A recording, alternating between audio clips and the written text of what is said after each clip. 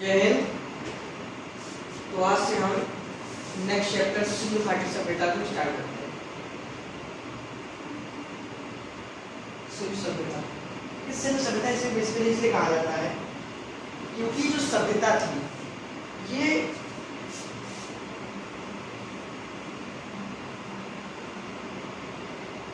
इस पूरे एरिया में पहले फैली हुई थी। तो इधर से जाती इंडस नदी, तो उसके जितने भी तकनीकी शहर हुए हैं वो इंडस नदी के ही पास है, और जो नहीं है उनकी रिवर इंडस नदी से मिल जाती है, जिस कारण हम इसे इंडस वैली सिविलाइजेशन कहते हैं।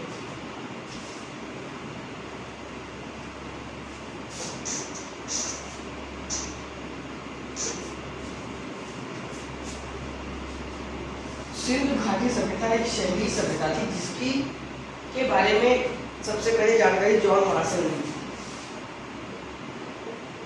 जॉन मार्शल ने जानकारी दी थी,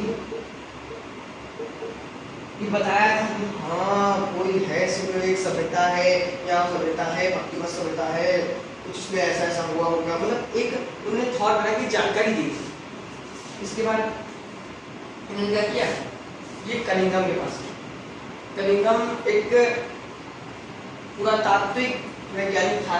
कनिंघम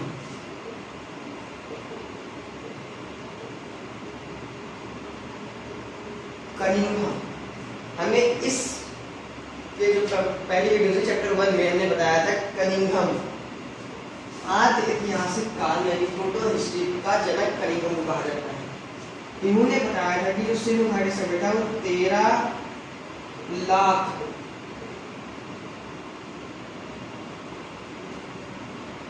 लाख किलोमीटर स्क्वायर फैली है। किलोमीटर स्क्वायर इसका इनटू 2 इतनी जगह में फैली हुई है। इसके बाद अब ये तो पुरातात्विक वैज्ञानिक से डीएम होता है, वो क्या करता है, ऑर्डर्स को लेता है, काम गलत नहीं करता है, ऑर्डर्स को लिया और जो उससे छोटे कर्मचारियों को भेजे कि वो ऐसा करो वैसा करो, पर वही काम से कनिंघम ने किया। इससे जो छोटे पद पे था राय बहादुर दयाराम साहनी,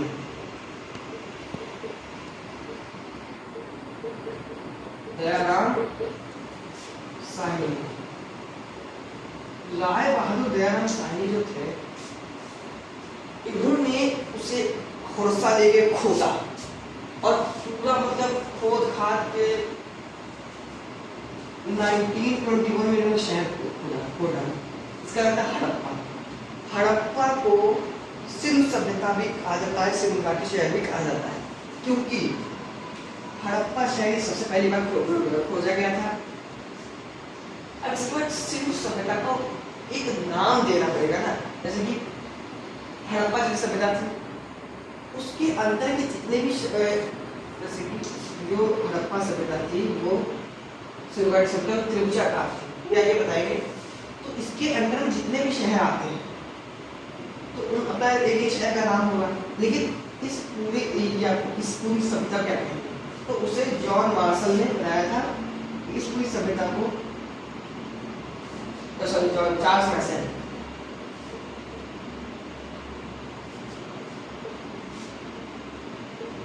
चार्ल्स मैसन बोलता है उस पूरी सभ्यता को सिंधु घाटी सभ्यता हम कहेंगे, नाम करेंगे। ये भी पुरातात्विक वैज्ञानिक है। राय बहादुर दयाराम साहनी ने खोदा था कि सारे पुरातात्विक वैज्ञानिक हैं। तो ये थे कुछ लोगों के नाम जो कि सिंधु घाटी सभ्यता जुड़े हुए हैं, या जिन्होंने सिंधु घाटी सभ्यता के बारे में बताया। अगर आप इसका स्क्रीनशॉट ले लीजिए, बाकी आगे बढ़ते हैं।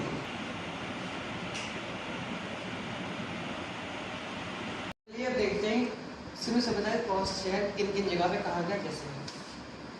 तो ये मैप पे समझेंगे।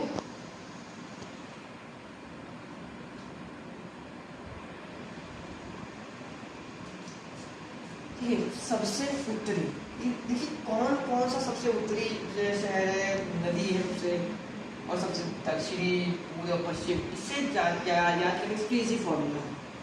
सम क्वेश्चन है, सब एक क्या बोलते हैं, क्या बोलता है, ऐड, इसमें डबल डी होता है, एक डी ले रहे हैं। और रिवर याद करने के लिए कब मिला है? डच है पर भारत में नहीं। ये आपको ऐसे से याद करना है। जैसे डच वाला हो गया तो उसको मैच कर लिया, माँ से हो गया उससे मैच कर लिया, डा से हो गया उसको उससे मैच कर लिया, डी से हो गया इसको उससे मैच कर लिया। अब ये सब कुछ नहीं है। डच है पर भारत में नहीं। डच कहाँ भारत है? वो कब का छोड़ के जा चुके हैं बेचारे, अलविदा कहकर चले गए। अब तो बनाने की जरूरत नहीं है। अब देखिए, सबसे वेस्टर्न गुजरात में मिला है, सबसे नॉर्दर्न कश्मीर में मिला है, सबसे साउदर्न महाराष्ट्र में मिला है, सबसे पूर्वी यूपी में मिला है। और कौन सा है? सा से सुत कांगे, इधर शुरू करेंगे सुत कांगे, गुजरात में है सुत कांगे डोर, सुत कांगे डोर। डा से डास्क नदी, डास्क नदी, डास्क नदी। माँ से ऊपर, ऊपर देखिए बीच में ऊपर मांडा, मांडा जिला, नदी चिनाब, कश्मीर का एरिया है ये। अब इसके जस्ट बगल में मतलब पूरे पूरब में ए से आलमगीरपुर हिंडन, आलमगीरपुर हिंडन, आलमगीरपुर। तो नदी कौन सी है? हिंडन नदी। सबसे दक्षिणी डब्र, डब डी और ब्र, जैमाबाद महाराष्ट्र में है। और नदी कौन सी? पर, परवरा नदी नहीं, भले से प्रा नहीं लेकिन परवरा, प्रवरा, प्रवरा नदी, इसमें प्रा नहीं है। इसमें ध्यान रखिए, आप बोलेंगे तो आ जाएगा परवरा, परवरा से आ जाएगा परवरा, ये छाप देंगे।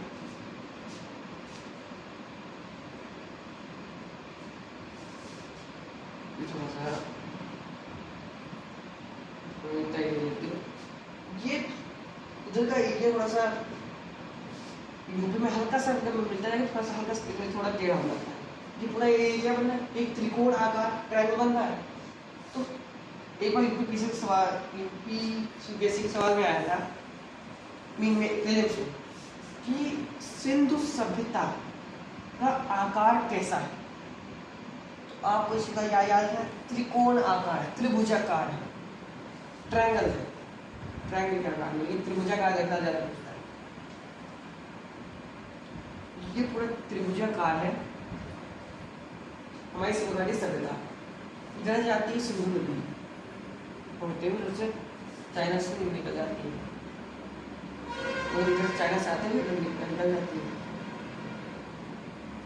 गुजरात से कई शहर में नदियाँ से मिलती है। तो जो शहर सुल्तानगढ़ सीडास नदी सीधे से मिलती है। तो जितने जितने शहर हैं, बहुत से शहर हैं जो सिंधु नदी के ही पास है, और बहुत शहर हैं जिनकी नदियाँ से मिल जाती है। इसीलिए इसका नाम पड़ा सिंधु घाटी सभ्यता, जो इससे पहले याद है इसमें बता चुके हैं। सबसे ज्यादा शहर सबसे ज्यादा गुजरात में है, 200 शहर है। इतने किसी में नहीं मिले जितने गुजरात में मिले। तो ये थे कौन कौन से राज्य कहाँ मिले। अब देखते एक एक शहर को हम लोग ब्रीफ में अच्छे समझेंगे, जिससे आप कोई भी एग्जाम में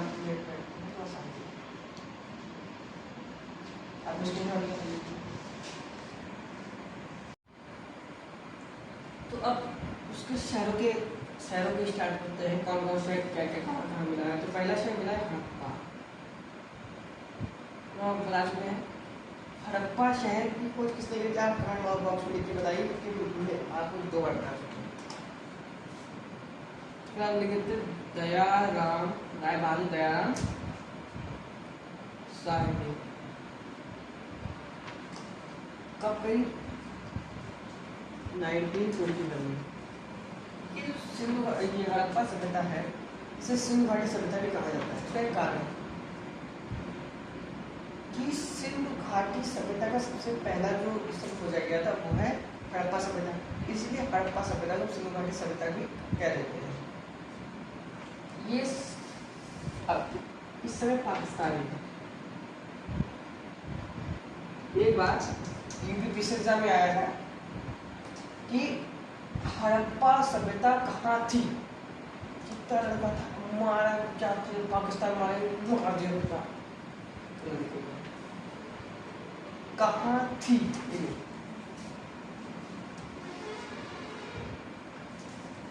सिंधु घाटी सभ्यता यहाँ पाकिस्तान में, यहाँ पे पंजाब है।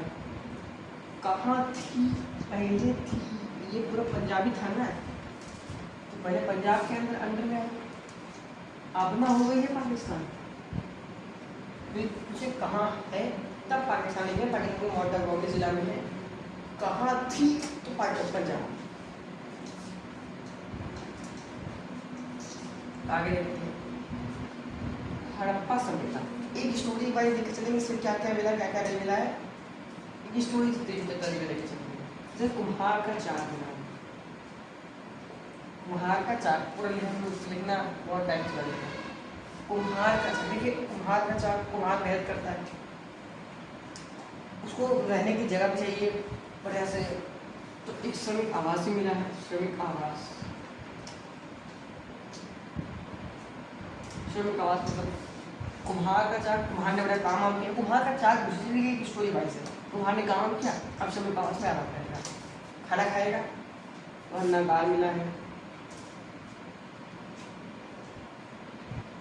जब कोई भी खाना वाना खा लेता है, अब ये क्या कर रहे हैं कुम्हार की भगवान की पूजा करो, मातृ देवी की पूजा, तो मातृ देवी मातृ भूमि से उसके, तो मातृ देवी उनकी भूमि की देवी,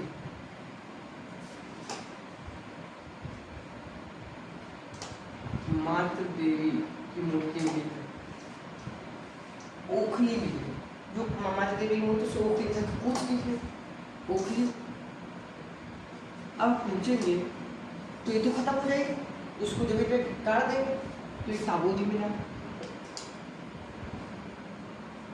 अब जो गाड़ेंगे उसके लिए रेगिस्तान होगा, कब्रिस्तान, तो कब्रिस्तान में डालेंगे, उस कब्रिस्तान का नाम है RS-37। ये जाने कैसे अभी की हमारी लिप से मैच हो गया है, RS-37 रोमन लिप से। हड़प्पा सभ्यता सबसे पहले खोजी गई थी, जैसे कि हम बता चुके हैं। इसके अलावा हड़प्पा सभ्यता में हाथी का कंकाल मिला,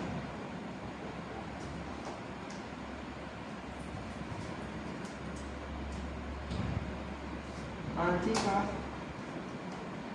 कंकाल, हाथी का कंकाल मिला है। और स्वास्थ्य जैसे बनाया जाता है, बड़ा शुभ माना जाता है, शुभ लाभ, घर के दरवाजे में शुभ लाभ, स्वास्थ्य मिला है। तो ये सब कुछ चीजें थी जो कि हमारी हड़प्पा सभ्यता से प्राप्त हुई है। अब इसके बाद अगला नेक्स्ट देखते हैं मोहनजोदड़ो।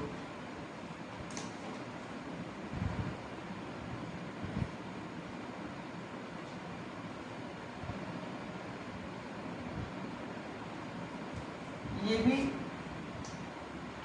पाकिस्तान में सिंध प्रांत के लड़काना जिला में, यानी सीधे सिंधु नदी के किनारे है। और हड़प्पा सभ्यता रावी नदी के पास में, रावी नदी, और रावी नदी से सिंधु नदी से मिल जाती है। मोहनजोदड़ो सिंधु नदी के पास है, पाकिस्तान का लड़काना जिला। इसकी खोज राखल दास बनर्जी ने करी थी। कब करी थी? सिंधु सभ्यता के जस्ट एक साल बाद 1922 में पाकिस्तान के सरकार का लड़काना जिला। मोहनजोदड़ो पे जो दो चीजें मैंने उसे कहानी की तरह याद करें। देखिए पुरोहित आवास में, पुरोहित आवास, ये जो पुरोहित जी है, तो पुरोहित जी ने एक स्टोरी वाइज बता रहे हैं। पुरोहित आवास में पुरोहित रहते हैं, पुरोहित जी उठे वो नहाएंगे। तो स्नानागार मिला है, स्नानागार। अब नहा लेंगे, खाना वाना खाएंगे, अन्नागार ही मिला है, अन्नागार। एक चीज अभी बहुत देखने वाली है, हड़प्पा सभ्यता में भी अन्नागार मिला है, सिंधु घाटी सभ्यता में भी अन्नागार मिला है। क्या डिफरेंस है इन दोनों के बेसिकली डिफरेंस ये इतना है, हड़प्पा सभ्यता वाला इसके मुकाबले छोटा है, मोहनजोदड़ो का सबसे बड़ा है। सिंधु घाटी सभ्यता में खोजी गई सबसे बड़ी इमारत अन्नागार थी, मोहनजोदड़ो का अन्नागार। अच्छा अन्नागार मिला है। अब पुरोहित जी का सूती वस्त्र बढ़िया पहन लेंगे, सफेद पहनने को कोई किसी भी रंग कोई नहीं बताया गया, सूती वस्त्र पहन लेंगे, सूती वस्त्र पहन लेंगे। अब निकल पड़े बड़े पूजा करने के लिए सड़क पे। अब देखिए सड़क होगी, पुरोहित जी है वही जो सभ्रांत आदमी थे, पूजनीय आदमी, तो उनके लिए भाई हम सीधी चौड़ी सड़क है, चौड़ी सड़क मिली है। ये भी मंदिर जहाँ है। अब गए वहाँ पे मंदिर के अंदर घुसे, देखा बढ़िया सभा लगी थी एकदम जैसे मस्त एकदम, तो सभागार मिला है, सब सभा लगी है। उससे कि द्वारपाल की तरह द्वारपाल लगाया जाता है किसी सभा में, उसी तरह नचनिया मिली है, कांसे की नचनिया। ठीक है, सिंधु सभ्यता आर्य ऐतिहासिक काल में आती है, आर्य ऐतिहासिक काल में कांसा खोज, इसलिए हम कांस युग कहते हैं। तो कांसा की नचनिया मिलेगी, कांसे की नचनिया, नचनिया।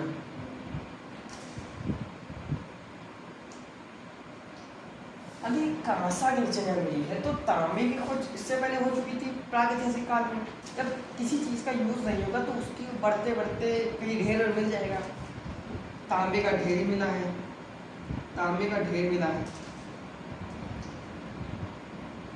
पशुपति शिव की मूर्ति मिली है,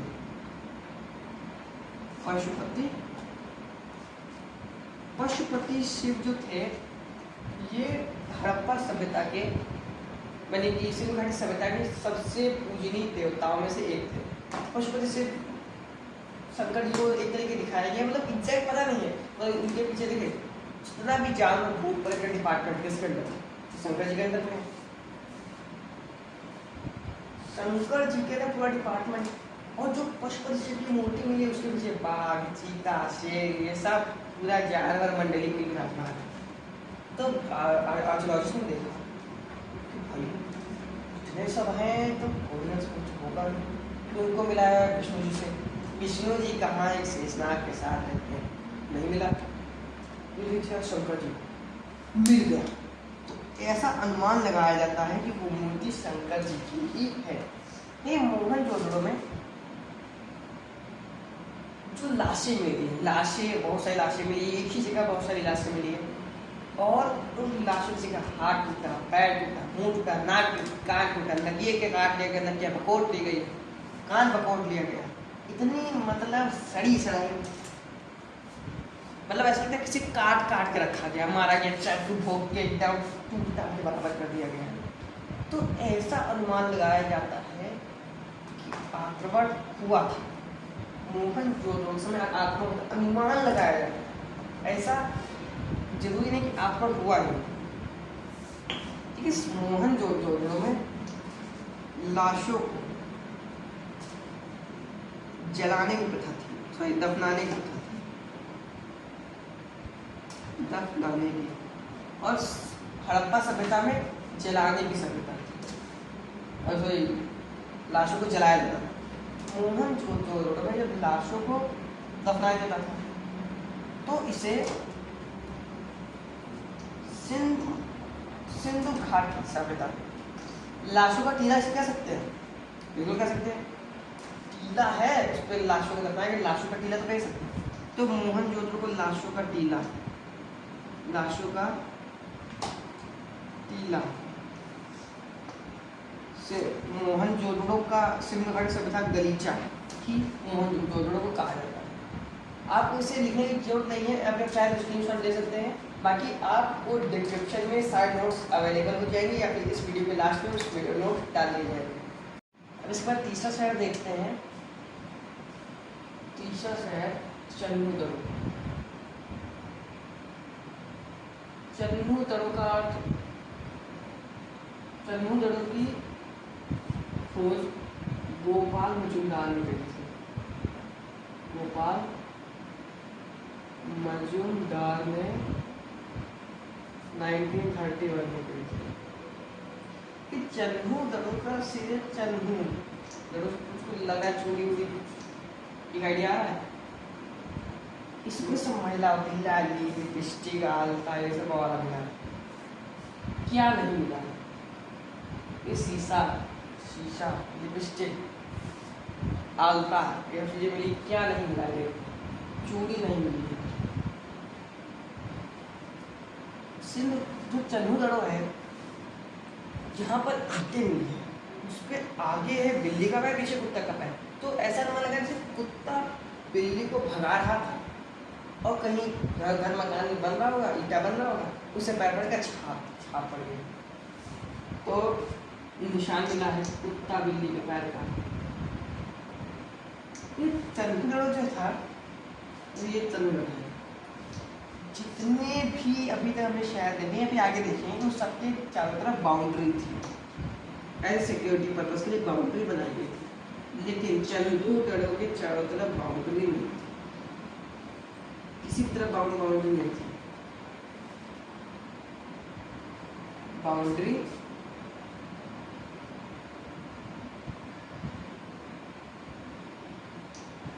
नहीं थी।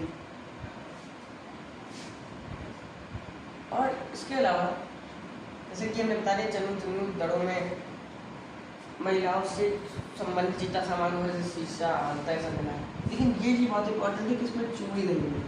बाकी तो आप लगभग सारी चीज़ को लिखे बात नहीं, लेकिन इसमें चूड़ी नहीं मिली। इसमें मन का मिला है, कलर्ड डिजाइन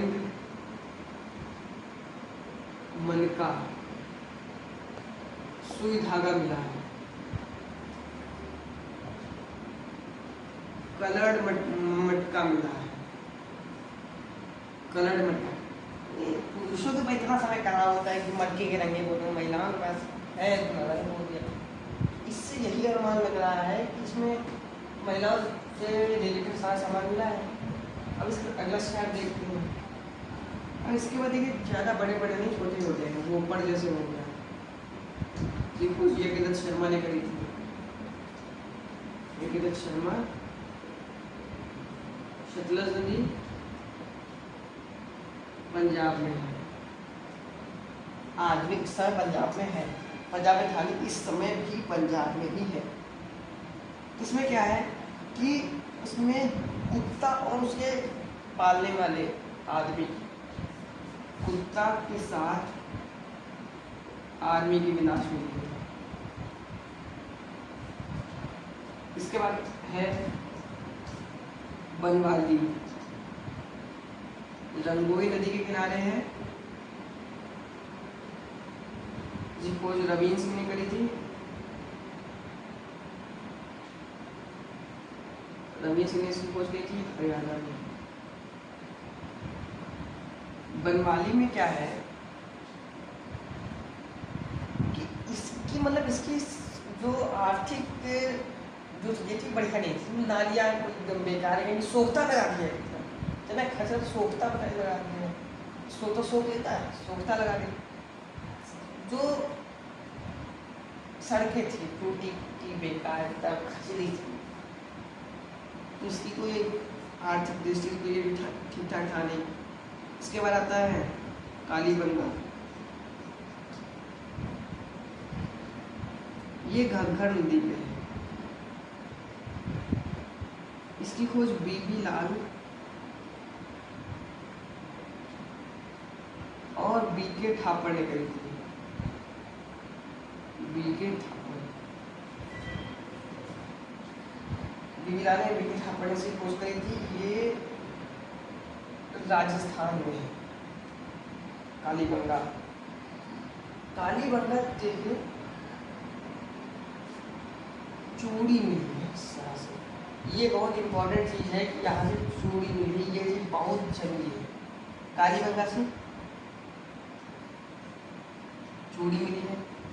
और क्या क्या मिला है? ईंट का सामान मिला है, हल मिला है, जुता हुआ खेत मिला है, इतनी कुछ चीज़ें मिली हैं आपको। इसमें मिला ले लीजिए, फिर आगे देखिए। आप देखते धौला विरार, अब इसके छोटे छोटे शहर आते जाएंगे।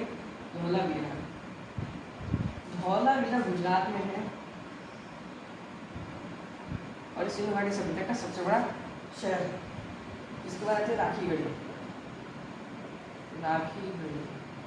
राखीगढ़ी से जो सिंधु घाटी सभ्यता त्रिकोण आकार की थी, जिसमें से इतना एरिया था पाकिस्तान का, इतना एरिया हमारे भारत का था।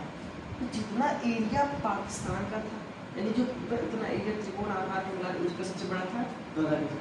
लेकिन हमारे भारत में जितना एरिया था, उस एरिया में सबसे बड़ा था राखीगढ़। तो इस चीज़ को ध्यान रखिएगा।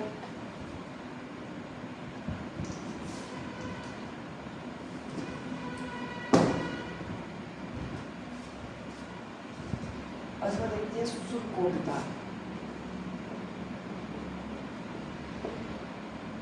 सुरकोटदा की हर शहर की स्थापना जिसने करी, और किस नदी के किनारे, किस शहर में, हर शहर की याद करने की जरूरत नहीं है। ये मेन मैं आपको याद करा चुका हूँ। सुरकोटदा में घोड़े का कंकाल मिला है, घोड़े का कंकाल मिला है। कलश समाधान मिला है, कलश समाधान। कलश समाधान मिला ना, मतलब कि एक गढ़ा मिला है, एक मटकी बहुत मतलब विशाल मटकी जमीन गड़ी हुई थी, उसमें कैसे बहुत 3-4 मतलब अपनी कैपेसिटी के हिसाब से उन्होंने 10-15 लाशें भरी हुई। गढ़ा पूरा मतलब बड़ा खोल के निकाला देगा। कलश समाधान मिला है। इसके बाद आते हैं लोथल। लोथल ये थोड़ा इम्पोर्टेंट है, ये भोगा नदी पर है और ये एक बंदरगाह था। ठीक है, जितने के भी अब तक हमने आपको शहर बताए, उन सभी शहरों के जो दरवाजे थे वो बाहर की तरफ होते थे। यानी कि जैसे कि ये रोड है, सॉरी पीछे की तरफ होते थे,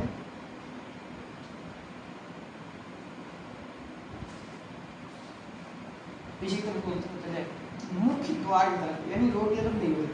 लेकिन लोथल एकमात्र ऐसा शहर था जिसके जो एंट्रेंस थी वो डायरेक्ट रोड से ही सीधे अंदर चले जाती। ऐसा कारण ये था कि अगर कोई बैलगाड़ी है, मान लीजिए ये एक व्यापारी क्षेत्र था, यानी बंदरगाह था, बैलगाड़ी आई तो इसके अंदर घुस जाएगी।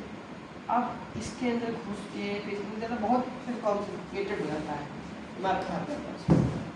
तो इसलिए इसे ऊपर रखा गया था, बाहर की तरफ रखा गया था। यहाँ से और तराजू और बाट मिला है, तराजू और बाटा, बाटा 16 किलो का है। फारस की मोहर मिली है, जिससे यह अनुमान लगाया जाता है कि व्यापार फारस से ही होता था। फारस की मोहर मिली है। यहाँ पर युगल समाधान मिला है, इसी को याद रखिएगा। यहाँ सुरकोटदा में क्या मिला? कलश, कलश यानी कि मटकी गढ़ा में भर की मिली। युगल समाधान 2 लाशें, 2 इंसानों की लाश एक साथ मिली है। तो ऐसा कहा जाता है कि ये सती प्रथा हो सकती है, अभी तक कंफर्म नहीं हुआ है कि ये मेल है फीमेल है, क्या कैसे क्या। तो ऐसा कहा जा सकता है कि सती प्रथा भी हो सकती है। एक बूढ़े व्यक्ति थे, उन्होंने कहा अरे ये सब उनका तजुर्बा क्या है, क्या उनके कान से धागा डालो, नाक से निकला तो पुरुष होगा। अरे ये बेकार युग समाधान मिला है कि सती प्रथा भी हो सकती है। तो इतनी चीजें थी। और अब देखते हैं कुछ लास्ट कुछ चीजें, उसका स्क्रीनशॉट ले लीजिए, आगे देखिए। जो सिंधु घाटी सभ्यता थी उसमें एक श्रृंगीय पशु, एक श्रृंगी पशु का चिन्ह मिला है, हाथी का एक श्रृंगी पशु का चिन्ह मिला है, मोहर मिला है, हाथी की मोहर मिली, लेकिन उसमें गाय का कोई आता पाता नहीं। गाय हमसे लोकप्रिय आर्य समाज में हुई थी। इसमें जो मोहर थी वो शेल खड़िया से बनाई जाती थी। शेल खड़िया की धातु होती थी, शेल खड़िया। और जो सिक्का होता था, सिक्का टेराकोटा से बनाया जाता था। टेराकोटा जली हुई मिट्टी। सिक्का और मोहर में फर्क होता है, बहुत हद तक फर्क होता है। मोहर होती है गाढ़ी होती है, ज़्यादा उसकी वैल्यू होती है, इसकी कितनी वैल्यू होती है। इसमें मैंने से बता 2500 BC से लेके 1750 BC तक रहा था। ये अभी उल्टा चल रहा है, क्योंकि बिफोर कॉमन किया शकुन यानी ईशा के जन्म के पहले, इसलिए यहाँ पर उल्टा चला 2500 से 1750 तक। सिंधु सभ्यता में क्या था, ये एक शहरी सभ्यता थी।